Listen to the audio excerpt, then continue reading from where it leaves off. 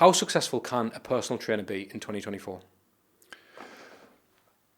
There's the most important thing to consider when answering this question, and it's a question that I get quite often because obviously we're constantly speaking to students. Obviously, I don't speak to students as much on the onboarding stage because we've got a team of people who do that. But if I do speak to students, if I'm in gyms, that's a great question that people ask. What's the market cap? Where do I sit within that? Can I carve out a business for myself in a competitive industry? The question is, what does success look like to you? Because if, for example, you work in a job that you really dislike and you make minimum wage doing so, in order to replace that income, you'd probably need, let's say, 100 personal training sessions per month at £30 per session is £3,000 per month. Let's say you've paying a gym out of that, you come away with about £2,500. So you've beat minimum wage and you're making a little bit more than that. But more importantly, are you doing the job that you hate anymore? So now you're doing a job that you like, you enjoy it, it's more on your terms, you're in an environment that you enjoy, you're probably working less hours than you used to before. So is that success then? Because you've now, even if you made the same money doing, so, for example, take the money that you make right now. Would you do this job if you absolutely hated it to make the exact same amount of money? No. So I'd take less. I'd take a cut. You would take less.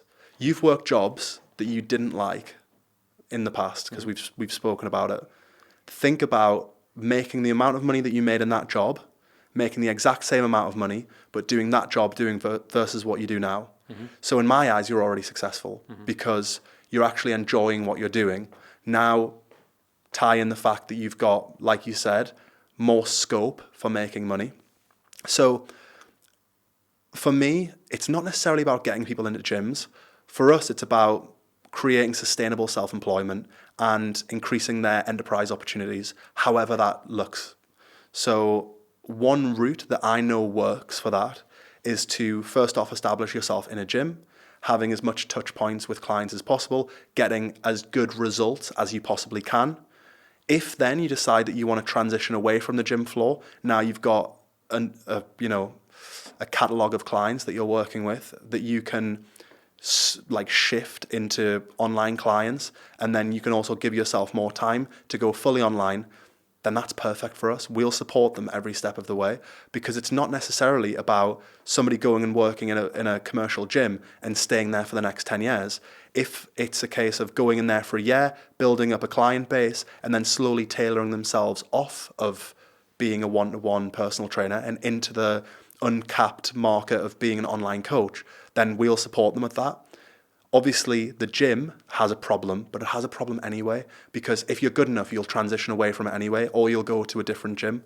So the gym's problem remains, and we will still fulfill that. So regardless of whether someone stays at the commercial gym for a year and then transition online, which we'll completely support them with, or if they stay there for the next 5 years, we will be bringing through the next wave of personal trainers anyway. So for us, it doesn't really matter. And in fact, if they then go on to be an online coach who's making 5, 6, 7, 8 grand a year, even more people are going to ask them where they got qualified, and they're going to send even more people back to us, because at the end of the day, the more we support that person to do whatever success looks like to them, the better. Some people want to work in a physical location because, as you know, and as I know, there's perks to being on your laptop. I could go and spend the next 3 months in a different country just working off my laptop. I've got a team, I've got an infrastructure, I've got a business that supports that.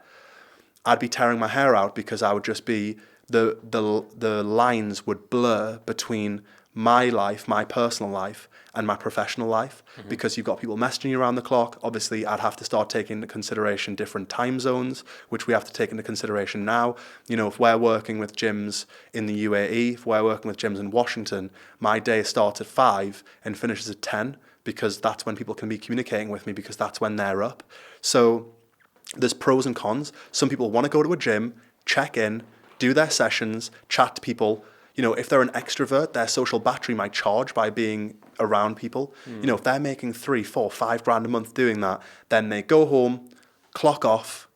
You know, they might set the boundaries with their clients. You know, don't message me after 6 o'clock, please, and don't message me before 8. These are my working hours. you've got the option to build that, whatever success looks like for you. So when you ask, how can you become a successful personal trainer in 2024? Is there scope to become a successful personal trainer in 2024? You choose what success looks like to you. You reverse engineer a business that is your metrics for success, and you stick to that. If you work for somebody else, if you work in a job, things can change. I think when you said about choosing what success looks like for you, I agree, 100% agree, because if I could do the content PT for free, but I could just keep it or just survive, I would do it because I love it that much. But I also think when I say success, I totally mean that. But I also think there's a financial uncapped sexiness to the online community. And I think a lot of people will look at the Mike Thurston's of the world and look at these guys who've travelled the world, they've amassed a following, they're making stupid amounts of money per month. I think a lot of people think, why would I spend time in the gym making $2,000 or $3,000 a month after I've paid me rent, X, Y, and Z, working, around the clock to be able to be on the laptop and do the same thing?